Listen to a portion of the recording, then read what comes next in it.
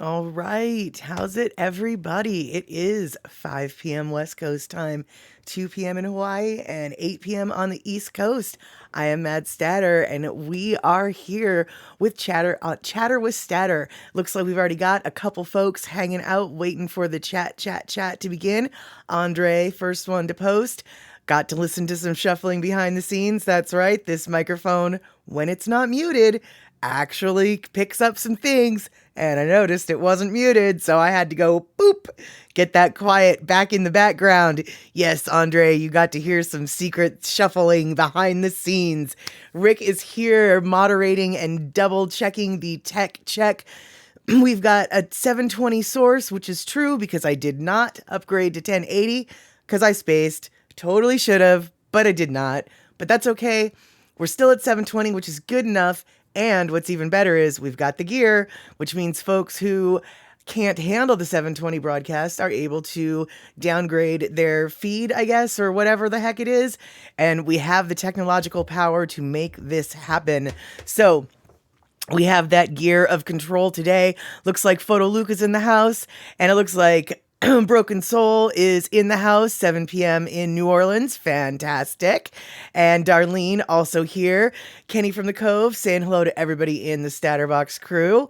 Let's see. All right. We've got the emotes flying today. Excelente. Okay, cool. I think it's maybe time that we get this party started.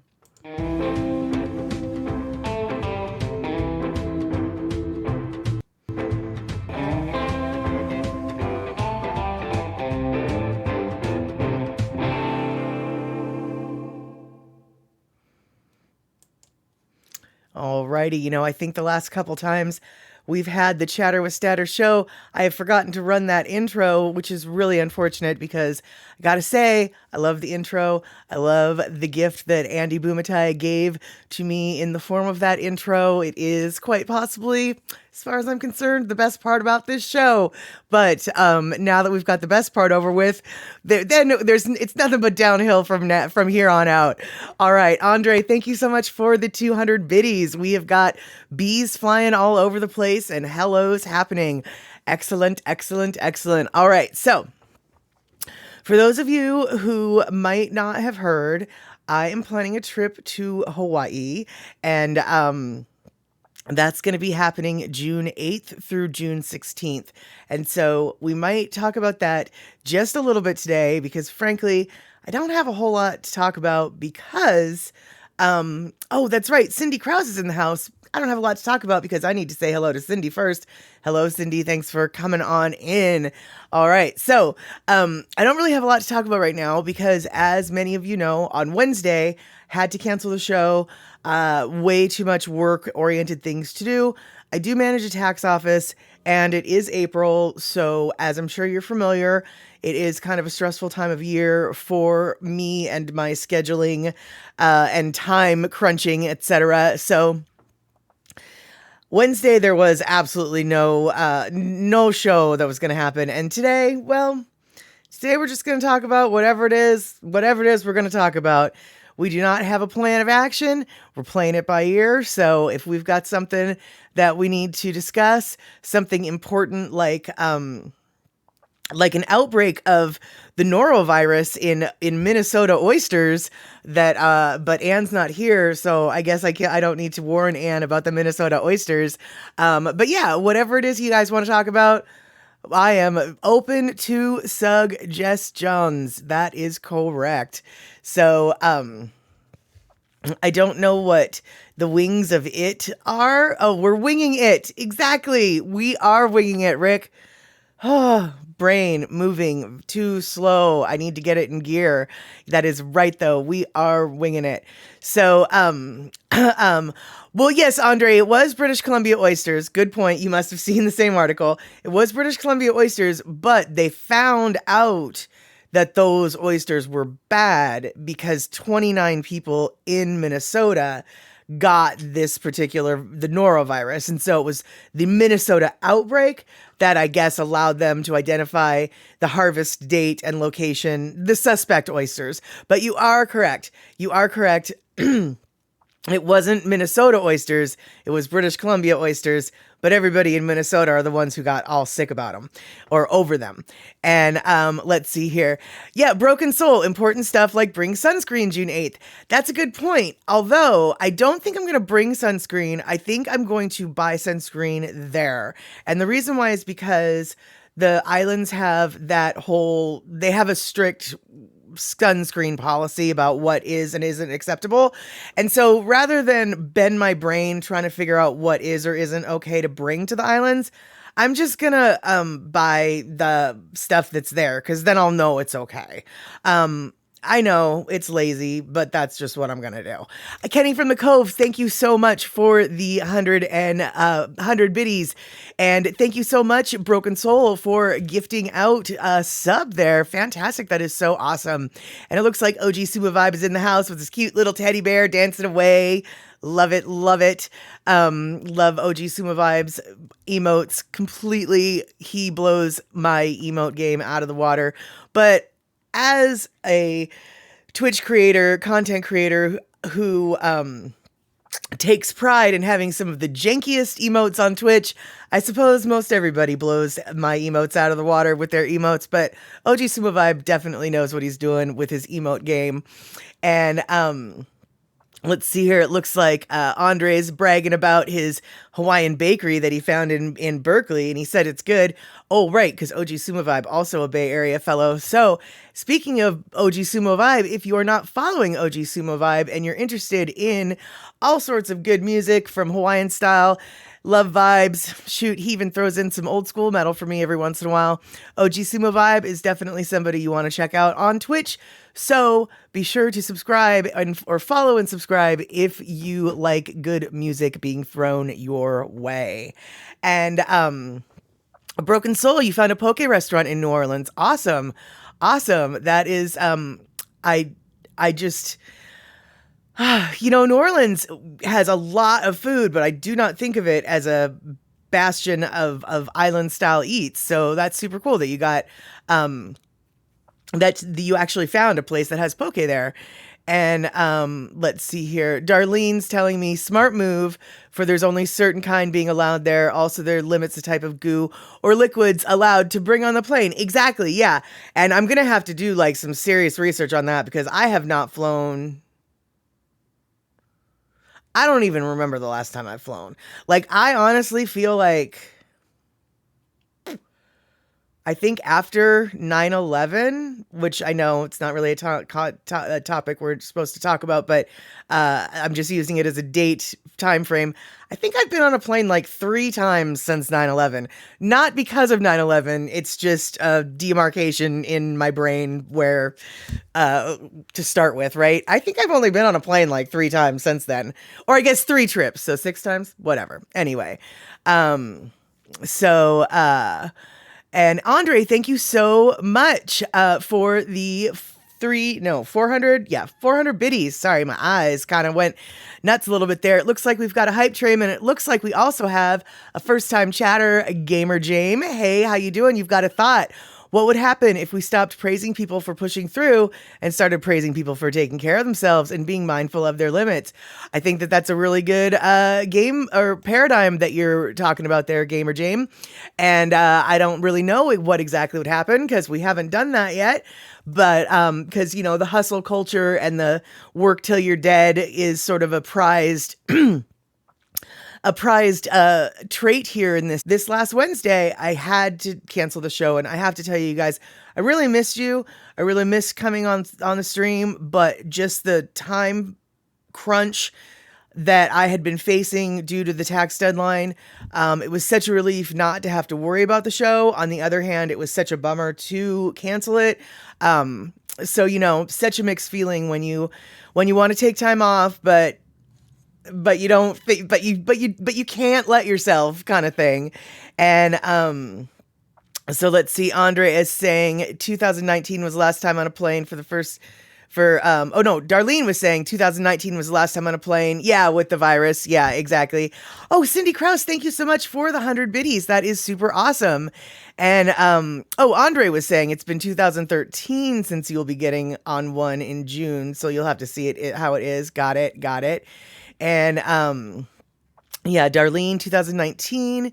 And so Gamer Jame, people would be healthier. I'm assuming you are coming from the UK. We are broadcasting here out of the United States, so we don't have the Tories, and we generally try not to talk too much about politics, although it is the water within that we swim in every day. So it does come up every once in a while. But yes, I do I do think you are right that people would be healthier, likely live a little bit longer and collect their pensions a little bit longer if they had a pension. We don't really have those here. But I'm glad that you do. And Andre, you're getting error signs. Yeah, I don't know. Maybe log in and log out, fiddle with the gear. I don't know what to tell you, man. And Rick says travel light, carry on only. Well, actually, Rick, I have a plan for that, and I'm going to do carry on for my way there. But on my way back, I might not. And part of the reason why on the way back I might not is because on the way back, I'm going to fly first class. That's right. I got myself a first class ticket. I've never flown first class before in my life. But with first class, you don't have to pay to check your bag. So I'm going to take advantage of that. And Darlene, thank you so much for the 200 biddies. And Photo Luke, thank you for the 1, 2, 3s. Awesome. Thank you so much. And Shock, you flew this past July, right? Famously meeting with Miles in Boston. Well, and famously meeting with Cindy in California. And famously meeting with Lady Tie-Dye in California. And famously meeting with, your other friend whose name escapes me, so I won't say it. But that guy too. You met lots of people on your trip this July. And Andre, thank you so much for the 300 biddies. Let's see here. And let's see here. Well, Andre, Tory is a historical term for the British loyalists in the Revolutionary War. Yeah, in America, but it's also a current term that they use in the UK. It's it's a political party. And so, or I don't know if it's a political party, but it's a nickname for a political party, if nothing else. So we don't have those here anymore. Or if we do have them here, it's not the same. So, let's see here. Shakalak has been upgraded once or twice to first. It still takes just as long to get places. Well, yeah, of course it still takes just as long, but when you're a person of size, having more room in a long trip is always a better option. And and before everybody is all like, oh, fancy pants, blah blah blah, you have to understand the first class ticket was quite on this particular flight was only $150 more than the economy class, and it's like the main cabin. So I was like, well, for $150 more, yeah, I'm gonna just get in the first class, because why not? I mean, yeah, so, Andre, I was missing that. The fact that we don't have Tories anymore. Yeah, that's the point you're making. Yes, but the UK still does, and I'm guessing the Gamer Jame is probably coming from the UK. So it looks like we still have that hype train level 2. Thank you guys so much. And let's see here. Broken Soul, being a taller gentleman, you usually volunteer for emergency exit so you get better leg room. Better leg room. Yeah, exactly. I definitely, when I was looking at all the little seat options for those flights that I was looking at before I booked anything, all of those seats had been taken. Because yeah, I'm all for the bulkhead or the exit row or whatever. Yeah. And so let's see here. Kenny from the Cove, be sure to wear my fancy pants for the return flight. That's exactly right. I'll get them all bedazzled when I'm down in Hawaii, because make my fancy pants even fancier. But yeah, seriously, the first class, I've never done it, and I'm sure it'll be like really no big deal, but I can't help but be a little excited about it. Let's see here. So Andre, you got the level between first class and economy. Yeah, on the Alaska Airlines flights, they have the main cabin, they have the first class, they have like the super cheap, and then they just have the main. Oh no, they do have that weird middle section.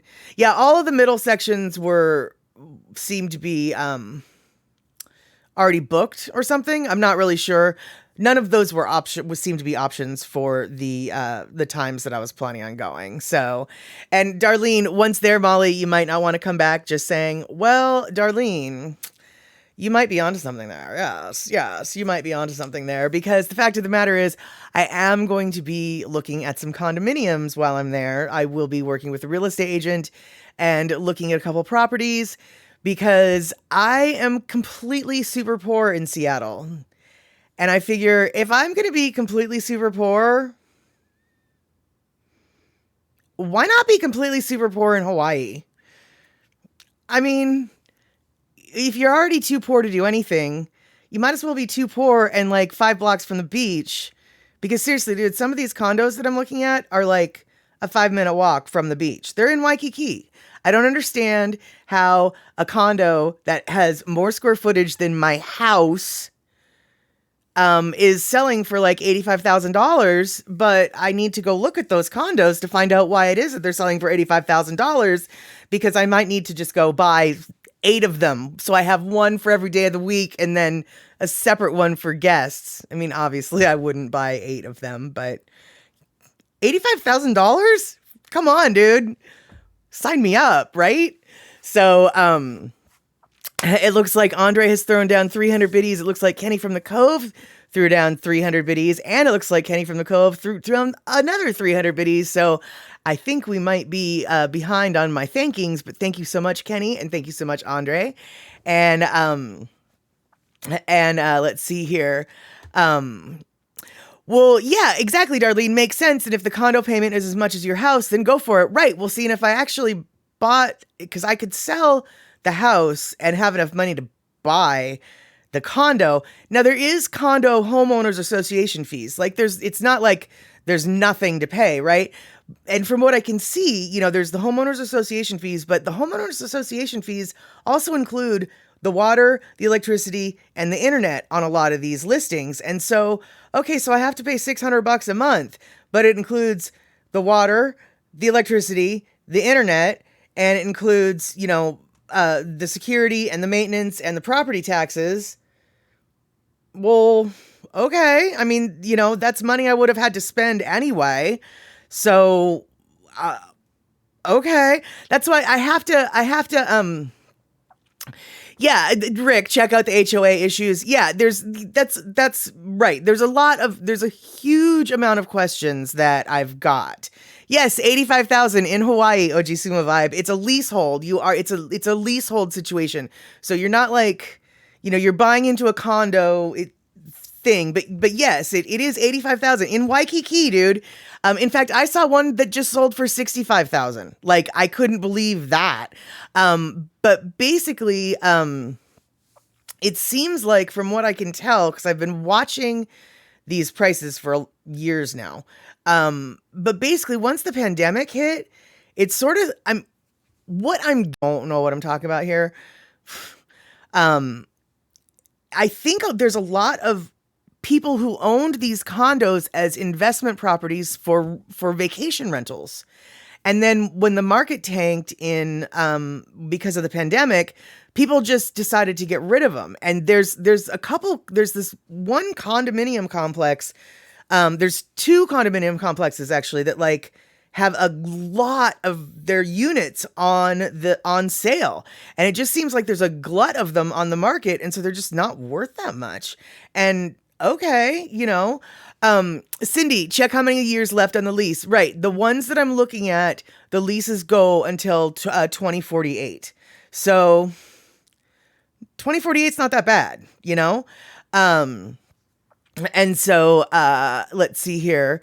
Kenny from the Cove, all that Twitch money is turning Statter into Mama Warbucks, first class air travel, condo compound in Hawaii. Yeah. Yeah, I wish. No, it's just having the ridiculous luck and foresight because I worked in the mortgage industry back in the mid 90s, and I could see, in the 2 years that I worked in the mortgage industry, I could see the direction that Seattle real estate was going. It was clear. And so I knew that I needed to hop on buying property then, or it would never happen. And so, I made it happen. And now that things are explodingly stupid in the Seattle Puget Sound area, I've lucked out. It's ridiculous and it's disgusting and it's stupid. I don't understand. I mean, I'm getting offers in the mail every day for stupid amounts of money for my house, and like sight unseen, they're just like, yeah, you can move out tomorrow. We'll give you this. We'll write you a check, and it's just like, wow, that's mighty tempting. As much as I love the Puget Sound, like I said, if I'm going to be poor somewhere, why not be poor in Hawaii, right? And Rick, okay, unlicensed rentals getting stepped on, so maybe selling them. That could be. Like I said, I don't know what the deal is. All I know is there's these certain condo unit, or not units, condo buildings, well, the word escapes me. But there's two of them, and they have a lot of units within the building, or the group of buildings, are all on the market all at once, and they're all relatively reasonably priced. Like I said, it seems like there's a glut of them on the market, which is maybe driving the price down. But I don't know. Like I need to talk to a real estate agent, and I think C Honda's cousin is a real estate agent, and I've got that contact info from C Honda. So I'll probably be hitting her relative up because I need to have answers, because either I have this fantasy that is going to be popped by reality, or I have a fantasy that I'm going to be pursuing. And so I want to know the real deal before I, say, screw Seattle, I am down in Waikiki from now on. And Andre, you do hate all the postcards with pictures of your house and an offer to buy them. Yeah, but have you ever looked at what they're offering? I mean, and then done the math and realized, wow, huh, that's a lot of money. I mean, have you ever looked at what they're offering? Because sometimes it's just stupid. And when I say stupid, I really do mean stupid. It's a 500 square foot house, for goodness sake. But Andre, thank you so much for gifting a sub to DS12341234 ! Yeah, well, and Andre, yours are all paid off. Exactly. And so everything that they would be buying them from you for would just be, icing on the cake, basically. You wouldn't even have a loan to pay off. Whereas some of the money that they'd be giving me, I'd have to be paying off a bit of my loan. But there'd still be enough left over. Hey there, Picola T. Good to see you. We are talking about the insane prices of condominiums in Waikiki. And before you jump on the bandwagon on the wrong side, we're talking about how cheap the condos are in Waikiki. Yes, you heard me right. Cheap. I'm looking at a condo right now for $85,000. 1 bedroom, 1 bath. More, it's 500 some odd square feet. It's bigger than the house that I live in. My house is only 500 square feet. It's bigger. It's got more than that. So, yeah, that's how that is. And I'm trying to figure out how in the heck the The condos are so cheap. So, no, it is it's leasehold. Pocola T, it is leasehold.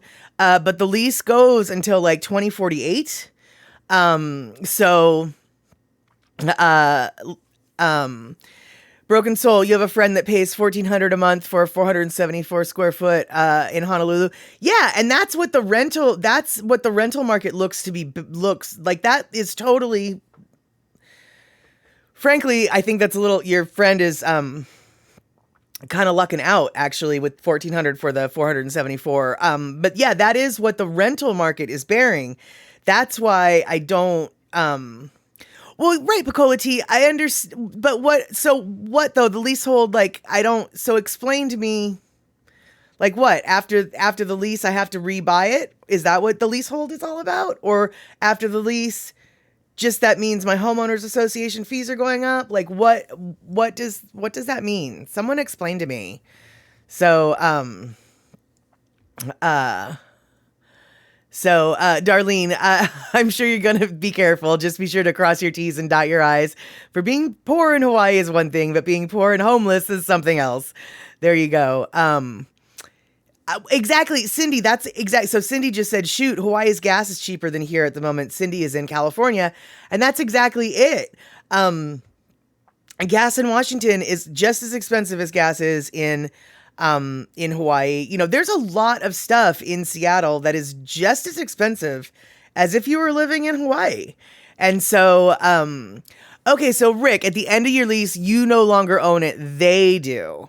So, it reverts back. Okay, so basically then it's like $70,000 for like 20 years worth of rent, or 85,000 for 20 years. Okay, well, that's good to know. I'll have to redo the mathematics now that I understand that.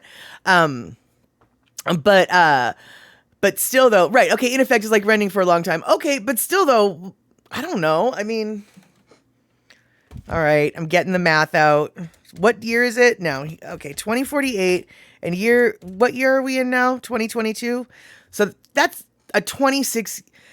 The one that I'm looking at, it ends in 2048. So that's a 26-year lease. And we'll say we'll just use easy numbers at 100,000. Whoops, that's not how that works.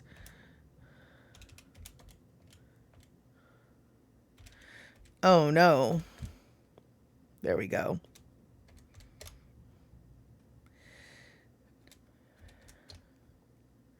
Yeah, okay, well, so at 26 years, at 100, let's just say I bought a condo for 100,000, let's just say, because it's easy number to work with. 26-year lease, that amounts to $320 per month. So $320 a month to, like, you know, you're kind of like pre-buying a rental unit for, I don't know, dude. $320 a month sounds like a great deal to me. I don't know any place that I can live on Hawaii or in Seattle for $320 a month. And so, and let's see here. Okay, so eMusic says leasehold means the one who owns the land can up the price of my lease, but I still own the condo. Okay. So, okay. All right. See, this is good. And so, yeah, Andre, exactly. I'll get some knowledge once I talk to a local realtor, which is definitely the plan, but it looks like I'm getting a good chunk of some local know-how already, with eMusic saying leasehold means the one who owns the land can, and that actually eMusic makes a lot of sense in regards to some of the things that I've been reading on the listing details. Cause like, well, who owns the lease? Well, the landowner owns the lease. Duh, of course. So, okay. So, all right. And let's see here. Yeah, Rick. Okay, getting the math out. What year is it? I know. Yeah, that's exactly it. But you know what, Rick? I have a legit excuse, right? I work in the tax industry, and I think this year my clock says it's 2022, but I'm working on paperwork from 2021. So I never am in the right year. So I have a legit reason for asking what year it is. At least that's my story about why I'm asking that. Could be just that I'm a space cadet. Small option, just a small chance of that. And Pocola T, time to bust out the actuarial tables. Well, right, to figure out how many years you're likely to live out the terms of my lease. True. But still, though, even if I only lived like there for 13 years, I'd only be paying like $640 a month, which is still, for the price that I would have paid at, say, 100,000.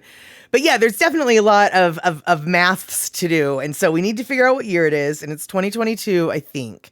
So there we have it. And Poppy Cheney, thank you so much for coming in and hanging out today. We are... I am chattering on about this fantasy where all these reality people are saying it's probably not as good as you think. But see, I found this condo. Actually, I found multiple condos in Waikiki for like less than $100,000. And I'm thinking I might want to move there.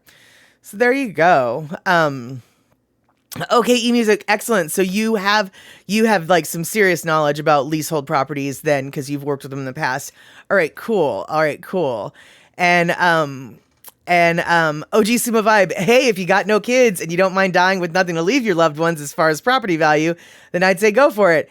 Well, that's exactly it. I mean, it's just like, I don't have any kids. I don't have anybody to give my stuff to. The state's going to probably end up with my stuff, right? Or maybe my sister, I guess. Why not? And Cindy Krause, your house is appreciating, but leasehold, you get nothing if you don't re-up. True, I guess, but, I don't know. There's a lot to think about, but I don't really, I just don't really, like I said, if I'm going to be poor in Seattle, why not be poor in paradise? Right? And Rick, you would guess it gets tougher to sell closer to the end of the lease. Good point. Very good point. Very, very good point. So let's see here. Well, right, OG Sumo Vibe, you'd be skeptical because everything that you've heard about property in Hawaii currently is that it's ridiculously, outrageously high as hell. It is, but see, these are older condos in like the heart of Waikiki, like literally like a block from the Hilton Rainbow Tower thing or whatever. And it just could be that, people don't flipping want to live in the heart of Tourist Central, because you're right. Similar condos of size and style on the west side of the island, like in Waianae, dude, they're going for like $300,000. And so that's why I want to meet with a local real estate agent when I go down to Hawaii in June, so I can figure out what in the Flying Fork is going on with these condos. Because like you guys are saying, it's probably, if it sounds too good to be true, then it probably is. On the other hand, what if all the quirks and circumstances align the right way for me, right? And OG Sumo Vibe, bro, it's Waikiki. Everybody wants to live there. I guess, but if you don't want to live in Tourism Central, I'm not so sure everybody does want to live there, right? I want to live there. Obviously you want to live there. But, and yeah, exactly, Darlene, without a doubt, it's, I need to work the numbers. That's why I've got my little math. I got the math out, and, yeah, I'll definitely be working the numbers. And so Rick, that long-term smile on my face. Yeah, precisely. And then eMusic, if you don't like the new lease, you just sell and move to the Big Island, like most people. There you go. Shock, I wouldn't be getting a mortgage though. So that's not even an issue. I would just be buying it outright. There's no mortgage involved. That's the whole thing. There wouldn't be a house payment if I bought this condo. I would buy it outright because I have enough equity in my stupid house here in Washington. And by the way, It's not a stupid house. It's a lovely house. What's stupid about it is how much people are willing to pay for it. That's what's stupid. The house itself is wonderful, and I love my house. I didn't mean to call you stupid, house. You're an awesome house. But what people are willing to pay for you is a little stupid. So, let's see here.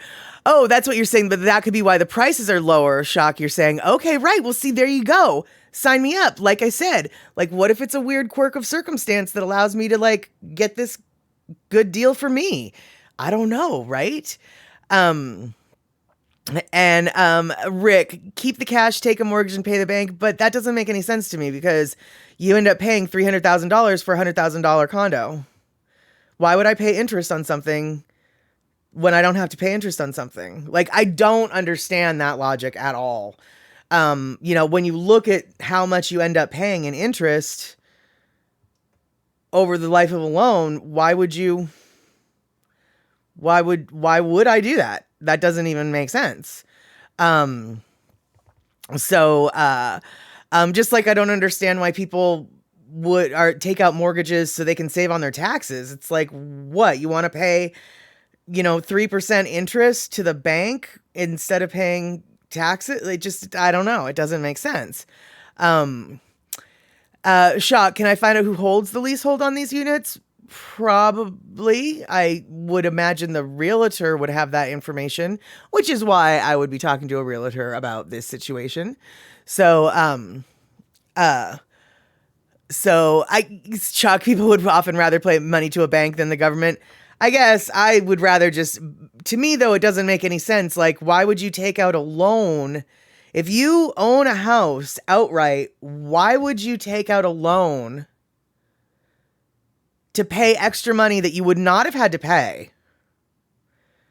just so you can have the mortgage deduction? It just doesn't make sense to me. So, oh, Rick, so I could walk on the loan if the lease dries up. Okay. I see what you're saying there now. All right. Little tricky guy, little tricky one. So that is so cute. That is so funny. Darlene, okay, so you and Rick have had some serious discussions on this topic. Awesome. Okay, right. And Darlene, or Picola T is saying, do what your heart tells you to do now when you have the physical and financial means to do this. Don't want to say at the end of your life, I wish I had. And that's exactly it. I honestly, when it comes to stuff like this, where it's like, I don't know, it's kind of a risk. I don't know. Should I turn left? Should I turn right? What do I do? Usually what I decide to do is just exactly that. It's better to regret the things you've done than regret the things you haven't done. And so, Rick, long-term thing, take the cash and buy Bitcoin. Yeah, no, I mean, I guess, I don't know. I don't like cryptocurrency stuff. I mean, I know people are making bank on it, and I do own a little bit of Dogecoin. I own some Dogecoin, but I'm just not a crypto person, which is probably why I'm super poor, because I don't know. So Cindy Krause, you see what the money makes as profit if invested and what the interest is on a loan. Yeah, that's part of the numbers for sure. So, let's see here. So Andre, why do I think there must be some hidden cost to buying a house in Hawaii? Because the prices are not that high, especially on the Big Island. Well, no, the Big Island definitely is the lower prices that you're going to find, but I can tell you, I don't know about every place or every island, but I know that on Kauai and on the Big Island, things like hot water, like you don't have hot water, your hot water heater turned on all the time. Like you have to do a hot water on demand kind of thing. Cause it's just way too expensive to have that kind of stuff. There's a lot of, there is a lot of living on the Big Island for water issues, oddly enough, seems to be kind of a pricey thing, at least on the Kailua Kona side. Obviously the Hilo side might not have the issues with water. But I know that my friend who lives on the Kailua Kona side of the Big Island has definitely, he was stunned at how much his, I don't know if it was his electricity bill or some, but it had something to do with the hot water use that his wife was using. And they realized they had to turn the hot water heater off basically like every time they didn't need it. You know, it's like you turn the hot water heater on for the shower and then you turn it off for the when you're done with the shower type thing. And so, Andre, yes, on the Big Island, you don't have good medical coverage there. If you get really sick, you need to go to Oahu. Yeah, I think that's true for almost all the islands. I mean, I guess maybe not Maui, but I know on Molokai and on Kauai, that's how that is. So, uh, and let's see here. Yeah, exactly. OG Suma vibe. A big portion of the Big Island still relies on catchment tanks. Precisely. I that honestly was the thing that stunned me the most about the Big Island when I went there was how all the houses have their own catchment tanks for water. That blew my mind. So, yeah, exactly. Yeah, and Pocola tea, exactly. Most folks on Big Island rely on water catchment tanks. Yeah, so I don't think it was the water that was the issue. It was the heating of the water that was the issue that caused the extraordinary bills, as it were. But yeah, the Big Island for sure, the catchment tanks, that is so not what I was used to seeing. I'd never seen a catchment tank on any of the other islands before that I've ever been to. And I'm sure they're on all the islands, I have no doubt. But it was new to my eyes. And hey, Book Chris Graves, how you doing? I am fantasizing about moving to Hawaii, and all y'all are like bringing down the realities and filling me in with how the real deal is. So if you're thinking about moving to Hawaii, hang out. You might be learning something. I know I am. And let's see here. So e-music. All right, so I'm not just making that up. Electricity. Let's see here. Where did I just see what you said? Electricity on Hawaii Island is the highest in the nation, and it just got higher this month. Okay, yeah. So then, yeah, it definitely is the heating of the water that is the costliness. And so OG Suma Vibe, your Ohana is from the old plantation town north of Kahala. It's so like going back into time. Oh, I bet. And let's see here. Andre, yeah, no jet fuel in the water on the Big Island for sure. Yeah, I'm really glad that the Navy's finally taking care of that because that was a little nightmare waiting to happen there. And e-music, there are fewer places on catchment now on Hawaii Island. Okay, I guess I'm kind of glad to hear that. So let's see here. Yeah, Pocola Tea, if only Big Island could tap into all that thermal energy from the volcanoes, that energy would be cheap, but my best guess is that's never going to happen. Obviously I don't know what I'm talking about, but I'm going to guess that none of the native Hawaiians are going to allow for that type of industry to go digging into the volcanoes on, I mean, that's like some sacred land, right? Although actually I don't really know what do you need to do to get that thermal energy? Like, how disruptive is it? I truly don't know. And so yeah, Andre, okay, the locals don't like the thermal stuff. When they do, they protest it. Yeah, okay, that's kind of, yeah. It's kind of, right, kind of like messing with Pele. Exactly, yeah.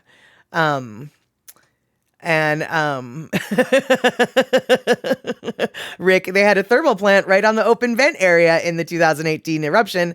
I'm assuming you're being facetious about that. And let's see here.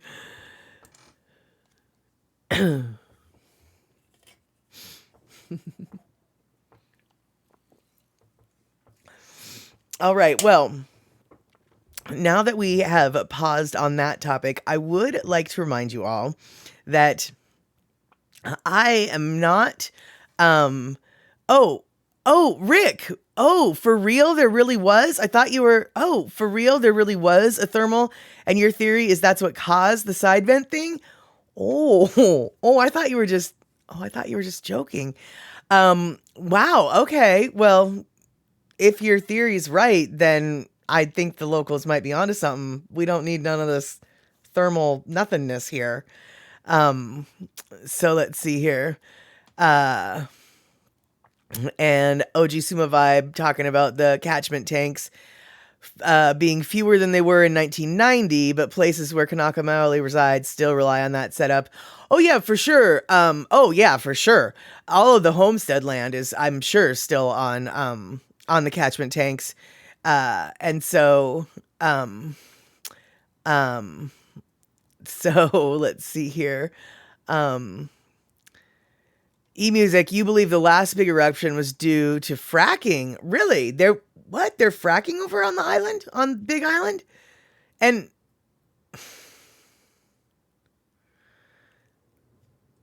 I really don't know what I'm talking about. But I thought so. Wait, there's natural gas stores in the side of the volcano? That just seems okay. Okay.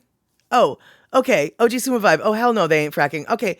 That makes way more like that. Okay. Yeah. I have no idea. And, oh, you frack to get room for the thermal shafts for the geothermal plants. Okay.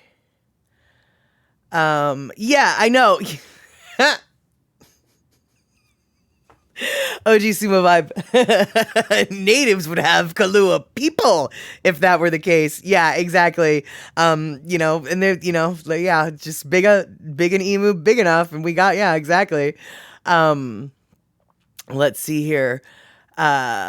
So Photo Hawaii, your grandma's house in Nanakuli in Waianae, we used to make a fire outside to heat the water up before we took a shower at night. Eventually they converted to electric. Yeah, there you go. That does not surprise me at all. And eMusic is saying that yes, fracking is there, which I guess if there really was the geothermal plant and you need to frack to make the geothermal shafts, then there would be fracking there, I guess, right? Um, oh no, Elaine, I'm so sorry, no connection. Maybe log out, log back in. We've got the gear, so hopefully you can downgrade. I just don't know. But hey, Photo Luke, okay, so you say that at your grandma's house in Nanakuli, you had to make a fire outside to heat the water up before you took a shower. Well, how did the water get from the fire pit area to the shower? Like, did you build a fire under, like, how did that work? Do you understand where I'm confused?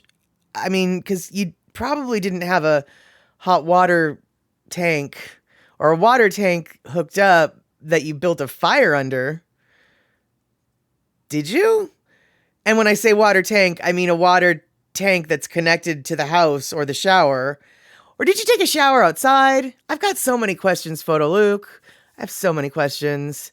So, Andre is commiserating with Elaine. It's been twitchy for you all day here too. And you've got the bandwidth, so it might just be Twitch. Yeah, that sucks. That sucks. Yeah, and Darlene, yesterday, sorry you're having issues, Elaine. I had to leave yesterday because her stream was completely messed up. Yeah, Darlene had to leave the movie yesterday. And, so... All right, so Photo Luke, you were too young, so you don't remember. They must have had a tank outside or something, but it was running water, not a catch kind water thing. Okay. Huh. Weird. So they must have had a... Okay. All right. Who knew? Not me.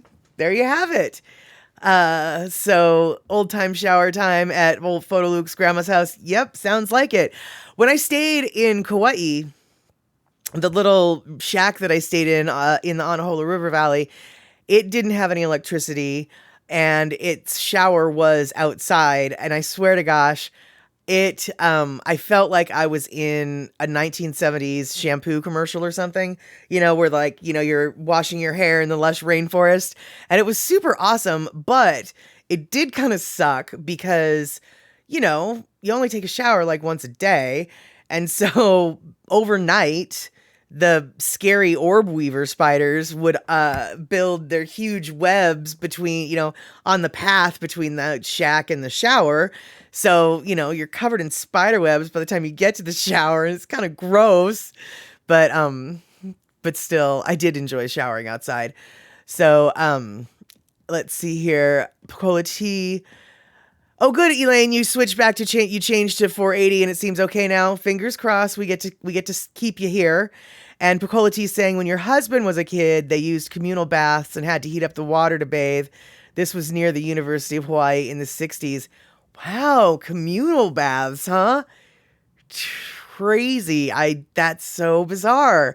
I can't even. Wow, that seems so weird to me. I mean, I know that communal baths actually are not that weird at all. In fact, sort of a societal norm, I guess, back in the day, but still, I'm used to taking a bath at my house. And, so Andre, fracking breaks rock with injected liquid and can be used for gas, but it also just is used for making holes bigger. Got it. And Rick is coming in with the knowledge. It was the Puna geothermal venture power plant near the Big Vent 8 in 2018. All right, there you go. And Andre, you remember staying at a coffee shack with outdoor shower and an outhouse as a kid? Yeah, luckily we didn't have to. Luckily, there was no outhouse at this shack. There was actually a real bathroom, so that was handy. But it was a shack. There was no windows. It was just screens. And the space underneath the door was, several inches, basically. And so, critters could get in and out of the shack very easily. So I remember the first night that I got there, right? And I'm bringing in my suitcases in one hand and a 12-pack of Diet Coke, because at the time I drank Diet Coke, was in the other hand.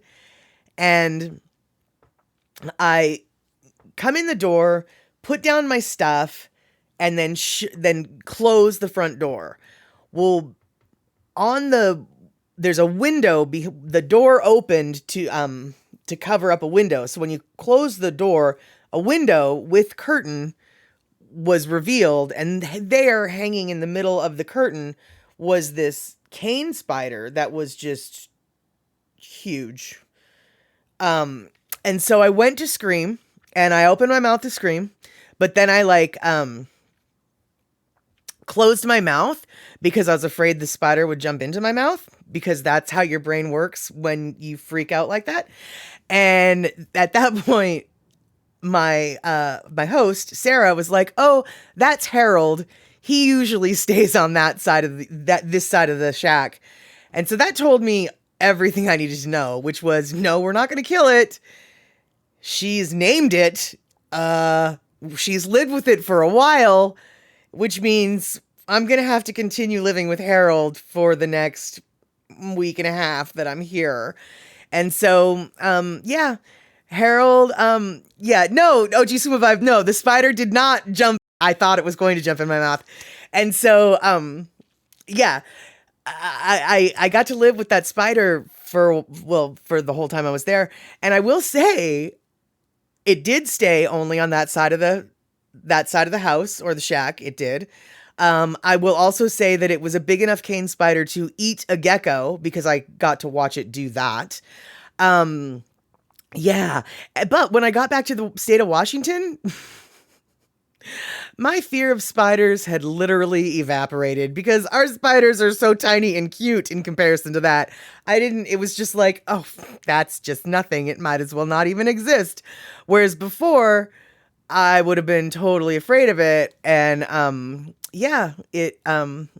I came back to Washington with a very, very exposure theoried, through exposure theory, you become less frightened, less anxious about things. The exposure theory did wonders when it comes to Washington spiders. Yeah. So let's see here. Uh, so all right, Photo Luke is coming back with some details about his childhood shower memories of the hot water heater outside. You remember that there was a pipe running from the outside fireplace, and it would run into an enclosed shower area that you had to go outside the main part of the house to use it, but it looked like it was still part of the house. It had spiders, lizards, and cockroaches. Okay, right. And Molly, does this Waikiki leasehold property include indoor facilities? It does. It has a shower. It has a bathtub. It has a toilet. It has a kitchen. They even have a swimming pool. And let's see here. So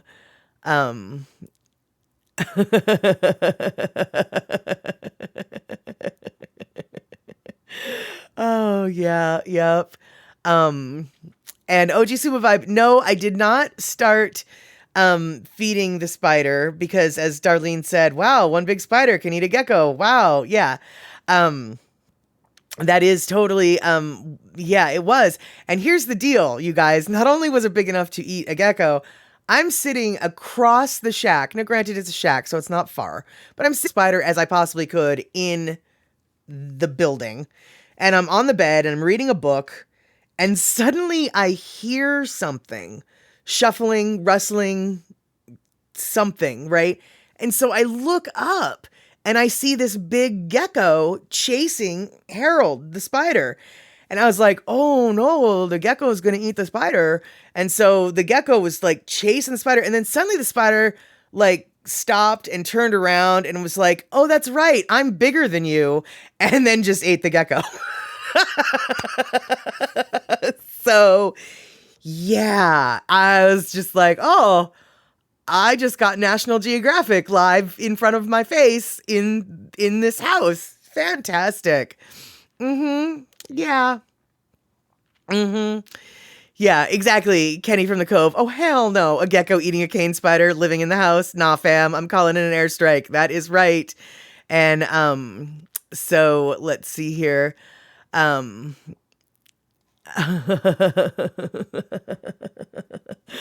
Let's see. The worst kind of bug you've had to deal with was land crabs. Yeah, I don't know if I would like land crabs. Those things freak me out.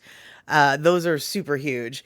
But on the bright side, so Darlene, all right, so yeah, one big spider that can eat a gecko for sure.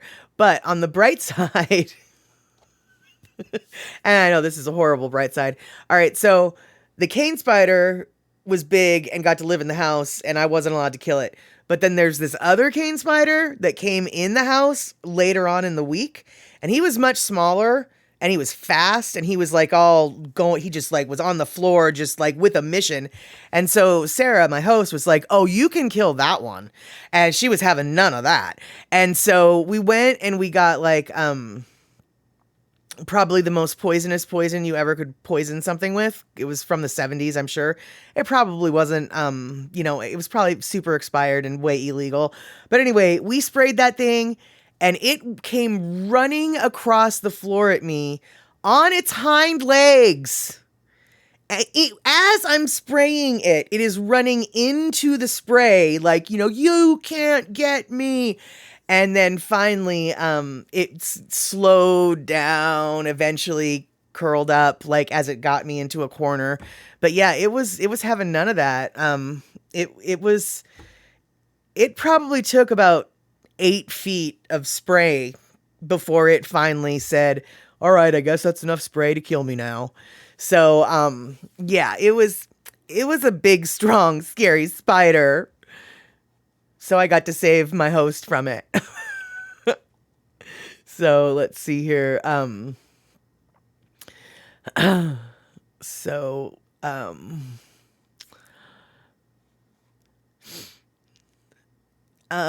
exactly. Yeah.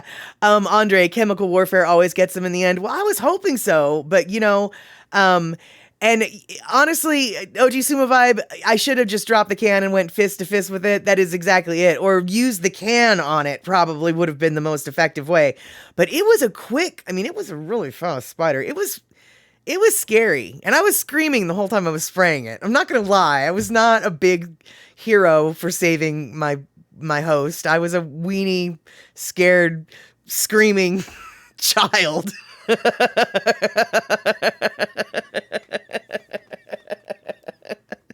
Darlene, okay, good. Exactly. You're right there with me.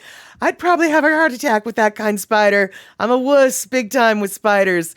Yeah, I was too. Before that trip, I was too. After that trip, I definitely, I got a little bit of a backbone. I'm not saying that I am comfortable with things like tarantulas. In fact, don't ever, if you have a pet tarantula, don't ever put it on me because I will throw it and then it will die and then you'll be angry at me for killing your pet.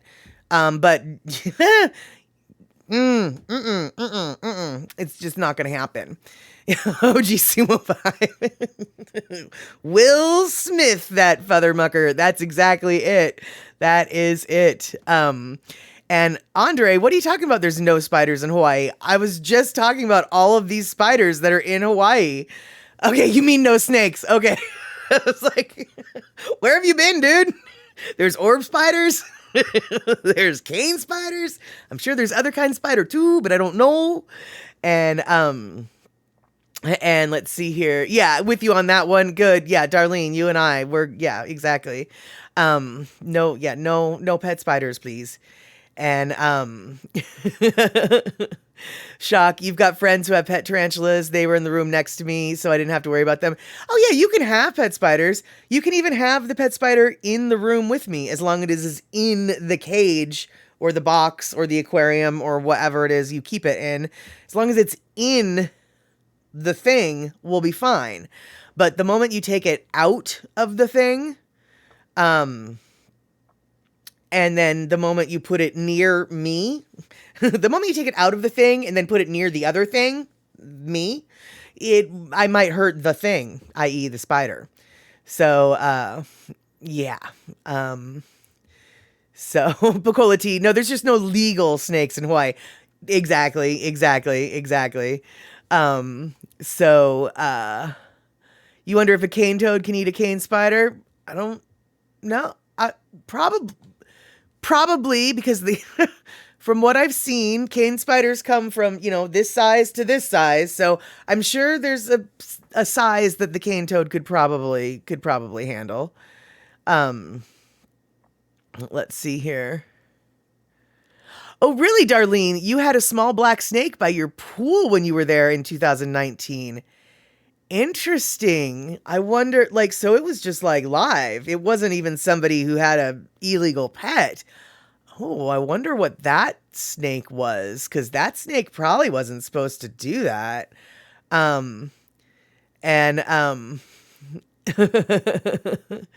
You're cool with spiders as long as you don't see a face on it. What?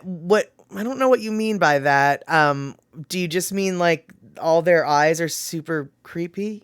Because I don't like looking at all their eyes. Snake was visiting. You got to take it for a walk, says Rick. I don't know what happy face spiders you're talking about. Happy face spider. Are those little jumpy ones? I don't like jumping spiders. Jumping spiders freak is saying that they might be jumping spiders because she just said jumping spiders are super cute. And jumping spiders are super cute, but I still don't like them. I don't like spiders that jump. And yeah, and okay, so I just got finished bragging about how tiny spiders don't freak me out after I went to Hawaii. And the jumping spiders are the tiniest little spider ever. And I'm afraid of those. So turns out I'm a liar. I totally am still afraid of spiders. Just not some of them. Jumping ones though, yeah, totally afraid of them. And Darlene, yeah, I don't mind the daddy long legs either. In fact, my house is full of daddy long legs. Well, not full, but like there's one in my bathroom and there's one like in my kitchen. But so yeah, I don't mind the daddy long legs is. I had actually, I wonder, I took a video of it. I had a daddy long legs and a real spider. Actually, Andre, some of the daddy long legs are spiders. Daddy long legs are what people call daddy long legs are two different animals, and one of them's I think like a mite or something like that, but the other one actually is a spider. And the one that's in my house is the spider variety because it like weaves a web and everything, which freaked me out when I saw it coming. I was like, I didn't know you guys even had webs, but I saw it coming from my ceiling. It was awesome. But I had a real spider, like, a wood spider, like a spider that's not a daddy long legs, like a spider that looks like a spider, right? And so he was looking at this prey, and he was hanging out by this daddy long legs, and the daddy long legs decided that even though that spider probably outweighed him by a lot, daddy long legs was just like, I don't give a, this is my web, that's my prey, you need to get the flying fork out of here. And so the daddy long legs actually scared off a legit like bigger spider, even though to me the daddy long legs looked like it was the wimpier of the two spiders, but the bulkier spider had nothing. It didn't want anything to do with it. It saw that big robot arm coming at it or whatever, the long leg of the daddy, and it was just like, I don't know what that is, but I gotta go now. It was very interesting because I filmed it to see who was gonna win because I didn't really know, and I really thought the bulkier spider was gonna scare the daddy long legs off, but no, daddy long legs is for the win. That's right, OG Sumo Vibe. Daddy long legs is. That's right. So, Andre, what are they then, Andre? It has 8 legs and it's up north. It's definitely a spider. Photo Luke, yeah, you have the daddy long legs in your house. You leave them alone unless they end up in the shower. Then you take them outside. Right outside the shower is okay, but not on the side that gets wet. Yeah, no, actually, the daddy long legs that's in my shower is actually above the stream of the water, and that's just like, well, he never comes down here, and so why don't I? Yes, so so there you go. But let's see here.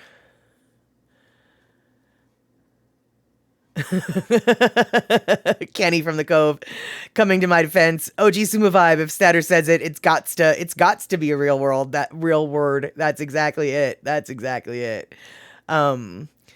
Darlene. Okay, so Darlene, those wolf spiders, not only are the wolf spiders just horrifying because they're so big and hairy.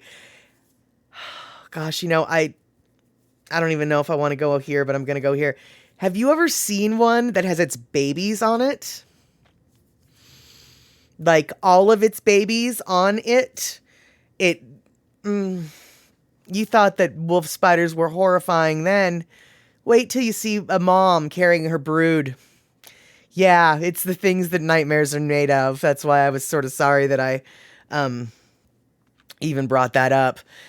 Yeah. Well, oh God, wolf spiders are just awful. Actually, and the thing is, the problem with wolf spiders is actually they're not awful. The wolf spiders are very beneficial. They eat all sorts of pests. They aren't poisonous to humans. They're not aggressive. They're not horrible. They're not gonna hurt you in theory, but they are the biggest, scariest looking house type spider that you're probably ever gonna run into in your house. And you just, as a human, don't want them around. Yeah. And yeah, exactly, Darlene. I don't bother them if they don't bother or come near me. Because they are, yeah, spiders are absolutely beneficial. As a general rule, I don't kill the spiders. But there are exceptions to all rules, like that crazy cane spider that was just cruising way too fast, going way too deep into the territory of the shack, heading towards the bedroom side of the shack, not the kitchen side. If he wanted to stay in the kitchen with Harold, would have been fine. And my best guess is Harold probably wasn't Harold. Harold was probably like Henrietta, or whatever the girl's version of Harold's name would be, because from what I understand, cane spiders, the females are bigger than the males, and the females generally hang out in one space, and the males then go looking for them. And I think that male was in there looking for Harold, but that cane spider did not find Harold. Nope. And shock, when we went out to West Virginia cabin, there was a melon farming honkin' huge wolf spider in the hallway. We left it alone. It was there before us. Well, yeah, there you go. I guess if I don't have to get too near it, and I know it's, I don't know if I would have left it. I might have put him in a jar and then taken him outside. Because here's the thing, now that I know that he's there, next time I go and he's not there, where is he? Whereas if I had taken him outside and then he's not there, I at least have the illusion that he's still outside. I know it's an illusion. They can come back in. They found their way in once. But still, I don't know if I could have. I don't know if I could have. It's the shock. It's the shiny spider close-up one that you dislike. Hairy spiders are all okay. Those shiny ones are their own level of freakiness. I will give you that. And Andre, the female, would have killed him after the act anyway. I guess, I don't know. I know that some spiders and bugs do that. I don't know if cane spiders do. So, maybe I did him a favor, but I don't think so. Because, I mean, yeah, he would have died anyway, but at least, well, anyway. We won't get into what he did or didn't do before he died, but he didn't do it.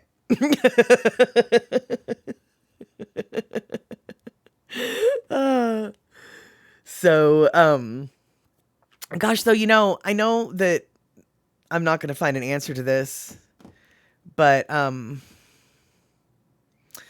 what kind of snake do you suppose that really was, though, Rick? Like a little black snake? I mean, like, I really have to wonder what snake was just randomly out and about in Hawaii, because gall dung it, there's not supposed to be snakes. And shock, exactly, he'd have died happy and left descendants, whereas he did not die happy and did not leave descendants. As far as I know, he did not leave descendants, at least not with Harold. So,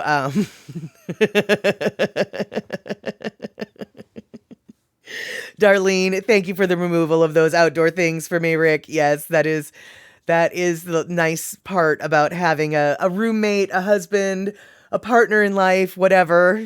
Some of you can deal with the scary things. Some of you can deal with the other different scary things. I'll be scared of this. You be scared of that. And we'll each deal with the other. That's it.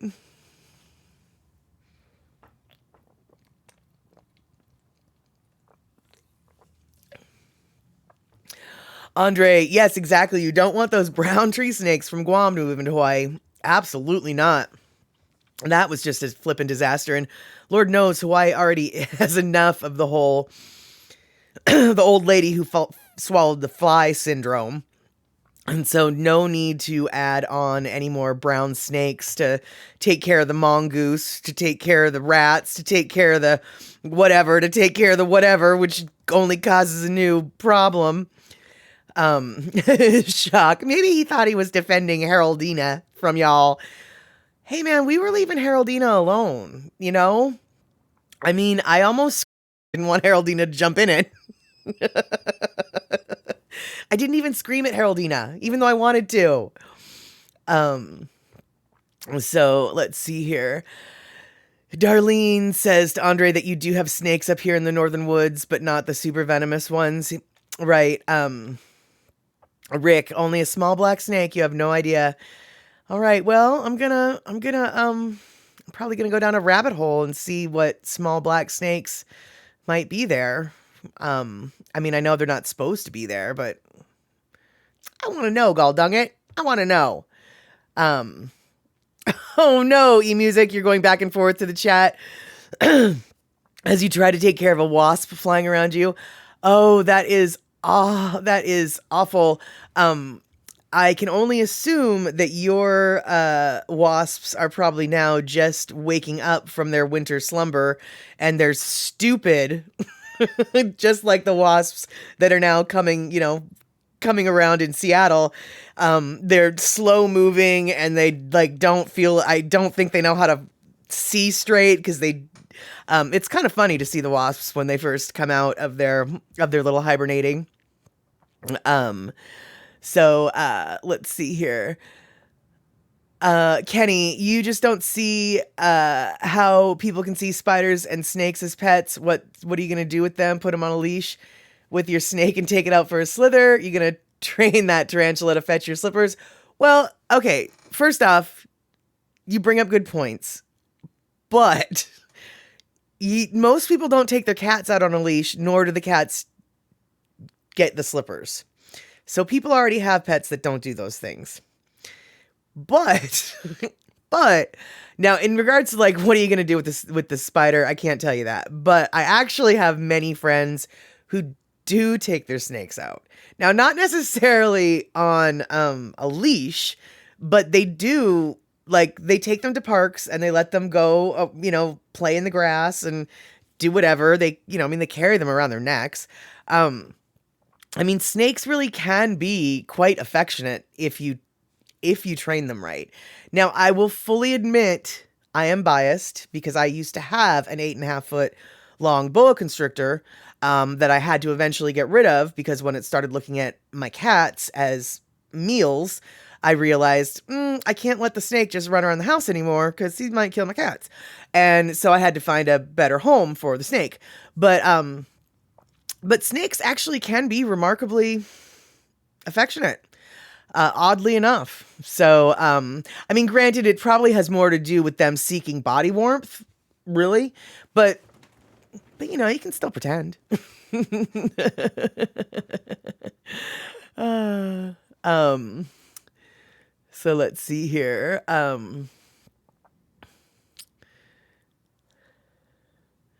So Shock, you had a wasp in the gym a couple weeks ago. You borrowed a slipper from Sensei to do it in and reported it to facilities. Do not need wasp nest feeding wasps into a room full of unpredictably moving young people. Yeah, probably not a good plan. Probably not a good plan. Andre,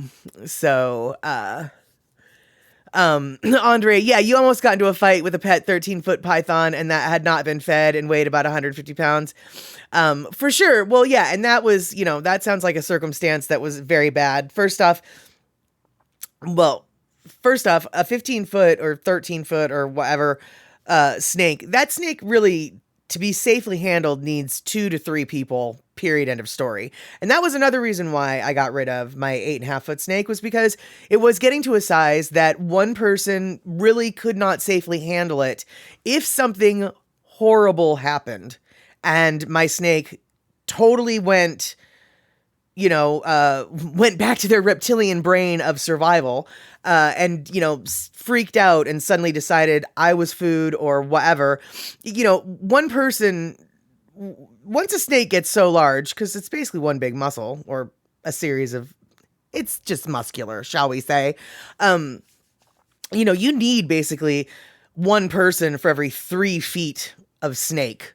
So, if you're looking at a 13-foot snake, you really are looking at a snake that needs 3 to 4 people to handle it properly. And when you're looking at a snake that's that large and hungry, you're just asking for trouble. That was just an irresponsible owner as far as I'm concerned. Bacola T, exactly. Snakes, cats, just like cats, pretending to be affectionate, but just seeking body warmth. That's exactly it. Might be why I get along with cats so well. Get along with cats, get along with snakes.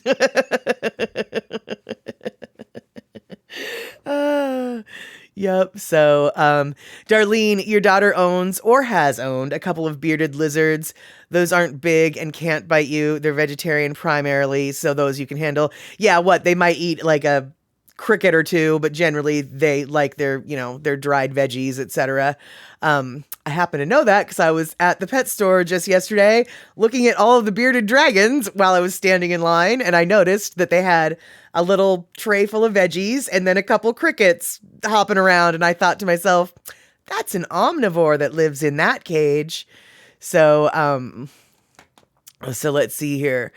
And yeah, exactly, Andre. It took two 100-pound guys. It took two 100-pound guys to wrestle it to the kitchen and lock the door. And that thing was pissed and knocking things over. Precisely. Yeah. It doesn't surprise me. And that was, they were not good owners. They were irresponsible. They were taking unnecessary risks. So let's see here. Shock, that explains a lot. I produce no body heat and get very little cat attention. There you go. Andre, yes, drinking with bad pet owners can have its danger. That is true. That is very true. Then again, sometimes just drinking with the wrong people, even if they don't have pets, can pose its own sort of danger, can it not? Yes. I mean, just like we saw last night on the movie Boy, there was some out of control drunken moments, a little bit dangerous. And oh no, you were just getting over your fear of snakes when the python incident came about. Well, yeah, probably legit reason for you not to be stoked about snakes. That's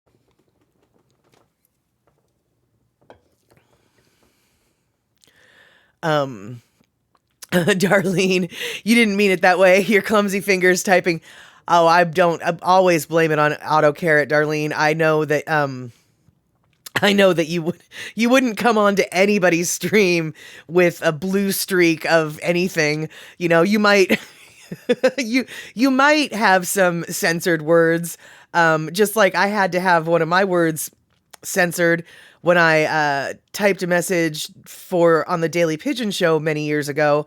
I was talking about a shirt, but I didn't spell shirt right. I forgot the R in shirt. Yeah. Andy even posted that statement on the screen. He thought it was quite funny because he knew that I didn't mean to do it. And I know that if you did something like that, it would be because of AutoCarrot. Not your fingers, not your clumsy fingers. It's AutoCarrot, gall dung it.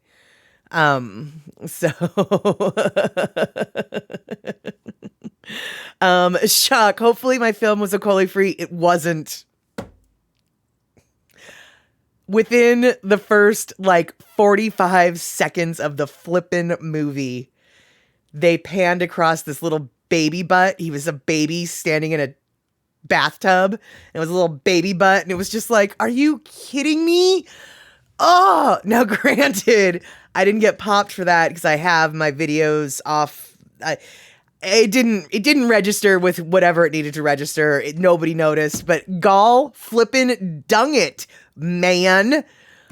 There was a little cakey E. coli. It was very cute little baby bum, super cute baby bum. But yeah, first 45 seconds, I'd already blown it. Oh well. Yeah, exactly. So Andre, the idea of going to Australia with so many venomous creatures is not on my list of things to do. You know, I gotta tell you, I really, really think Australia would be a neat place to go, except for this. Moon snails that look exactly like non-venomous moon snails. And the moon snail that's the venom one can literally bite you and you won't know you were bitten, but it'll kill you within the hour. Or the little blue ringed octopuses that are so cute that you see people holding them because they're the cutest flippin' octopus in the world. Because they are. The blue ringed octopuses from the Australian coast are the cutest little octopuses in the world. They're so cute, they'll kill you because they're deadly. They're venomous. So let's see here. Octopuses will kill you. Pretty shells will kill you. Then you've got spiders that'll kill you. You've got all the infinity snakes that they've got that are the most infinity, snakist, venomist are all located in Australia. They'll kill you. And then they've got the saltwater crocodiles. They'll kill you. And then they've got the white sharks because they'll kill you. And I think they've even got regular crocodiles that aren't even saltwater crocodiles, and they might kill you. And then they might even have alligators, but they might not, because that might only be us or Florida that has alligators and crocodiles. Either way, it's scary. And exactly, Kenny. See, Kenny knows what's up. Kenny knows the truth. Even the platypuses have a poisonous claw. That's right. Venomous. They're venomous, not poisonous. But exactly, dude. Platypuses are venomous. What in the heck? And then they've got the box jellies. Right. And the man o' wars and the whole thing. Shockalock, if it's that pretty, leave it alone. That applies to people too.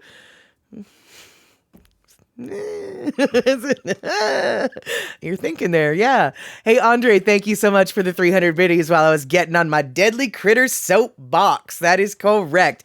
And yeah, okay, true, Andre. It is only the male platypuses that have the venomous claw. But here's the deal. Do you know how to tell a male platypus from a female platypus? I sure as heck don't.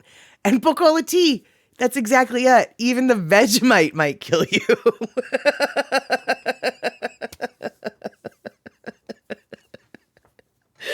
Yeah, exactly. Even the Vegemite might kill you. That's it, Photo Luke. It seems like Australia is kind of dangerous, and I'm sure it's beautiful, and I'm sure I would love it, and I'm sure if I went there, I probably wouldn't die. Maybe. Probably. Maybe. Probably. But all of these things could kill me. And really, it's really, to tell you the truth, most of the stuff that I listed, it's just like, it's sort of a joke that it's going to kill me. But those the blue moon snails do freak me out because they're in tidal pools. There's a whole bunch. Most of them are not going to kill you. But there's this like one little variety. It's just like, oh yeah, it'll totally kill you. And you won't even know you got bit. Awesome. What? I won't even know I got bit? So I can't get the anti-venom? Because I don't know that there's venom? I mean, I guess that's a good way to go, but I don't think it is.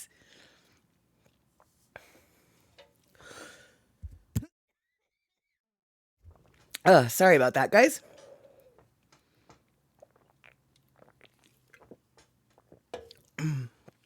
But yeah, and then Andre, first with Crocs, you're not going to go into the water, period. Fair enough. I can see that logic. And so, right. Well, yeah, of course, they've got the snake farms in Australia just for the anti-venom needs. Okay. That's cool. Because when you get bit by a snake, you know you got bit. But those stupid blue moon things, no, not the blue moon, the moon snails. You don't know that you got bit. So there's no anti-venom because you don't know you need it until it's too late to need it. Yep. So on that note, I think that the Tourism Board of Australia needs to pair up with Burger King and give me a spokesperson deal so I can go around bragging about all of their great products and the things that they have to offer.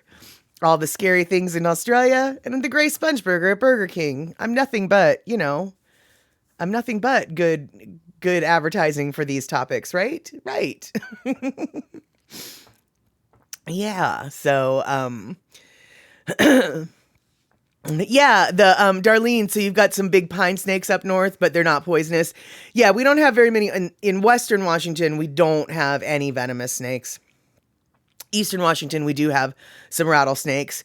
But we do, in Western Washington, have a species of boa constrictor called the rubber boa. And it is native to the Cascade Forest, or the coastal forest of Washington and Oregon. And it's one of the colder...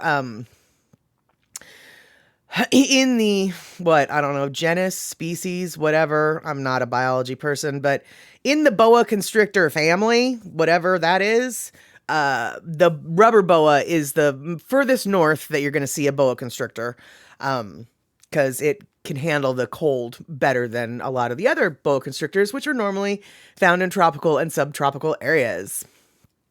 So, let's see here. And shock, just don't get involved in a Marmite, Vegemite holy war down under. That's funny. Yeah. Well, and because do you know which side, so Australia has Vegemite, South Africa has the Marmite. And yeah, they're very similar, but apparently they're very different. And so if you like one, you're like not allowed to like the other or something. I have actually become very aware of that Marmite, Vegemite, what is it? Rivalry, I guess, for the saltiest spread available on Earth, I guess is what it is.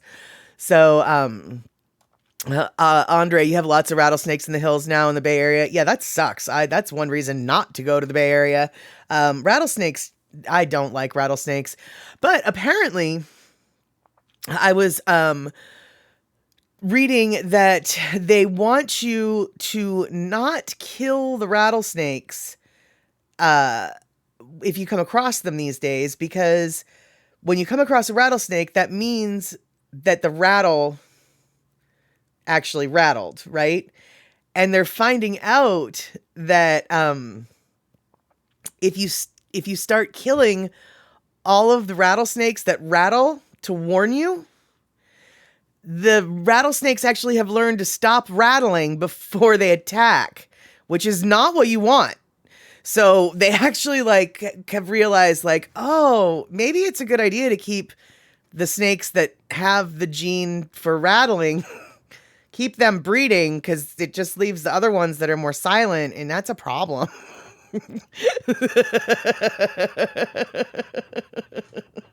So, New Zealand has Marmite too? Oh, well, no wonder there's a holy war then between the two. Yeah, okay, got it. Kenny from the Cove, until you've tried Vegemite, you don't know true horror. There you go. All right, well, that will be the assignment for this week, you guys. Can you come up with some Vegemite? Can you come up with some Marmite? I don't know if you've got it around. I've seen Marmite in one of my shops once, and I did think about buying it. So maybe, guys, maybe the Statterbox crew can all support your local little random shop. Go grab yourself the tiniest jar possible of Vegemite or Marmite, and we can have a little get together online next Chatter with Statter, and talk about all the things that we hate about Vegemite or Marmite, or we could talk about all the things that we were surprising to like about it. So yeah, grab some Vegemite or Marmite. Come back here on Wednesday. I'm hoping that we'll be able to have a show this Wednesday, and maybe we'll have a little something to talk about. How about this? We might have something to talk about with the Vegemite or the Marmite. Get it? We might. Ba-dum-boom. Thank you. I'll be here all week. All right, then. It is 6:33, and we have chattered for the last hour and a half. Thanks so much for hanging out here tonight. I did not have much planned for this evening, so hanging out for as long as you guys did was super awesome. I want to thank everybody who threw down some gift subs, everybody who threw down some subs, everybody who threw down biddies and more biddies, and then biddies galore. And hopefully I will get to see you guys on Wednesday. And if I don't get to see you guys on Wednesday, maybe I'll get to see you guys on Tuesday on Daily Pigeon Live with Andy Vumatai. And thinking what I'm going to do is be broadcasting live on YouTube while I'm gone in Hawaii. And I don't know when I'll be live. So in order to find out and follow me on my trips to Hawaii, you might want to subscribe to my YouTube channel, Mad Statter. Hit the notification bell for when I go live. And that's what I'll be doing when I am in Hawaii. I will be randomly going live when I'm places and doing stuff, etc., etc. And I'll be walking around with the gimbal, showing you what's going on, doing this, that, and t'other. So if you want to see me on my trip to Hawaii. Be sure to subscribe to my YouTube channel. Hit that notification bell so whenever I go live on YouTube, you will find out. Now, granted, this doesn't happen until June, so no hurries, no worries, but just keep it in the back of your head. You might want to do that if you haven't done it yet. Thank you so much, OG Suma Vibe, for that 100 biddies. And I think we're going to close this one up tonight. But first, I want to say thank you so much, Kenny from the Cove, for that 100 biddies. All right, you guys, check you later.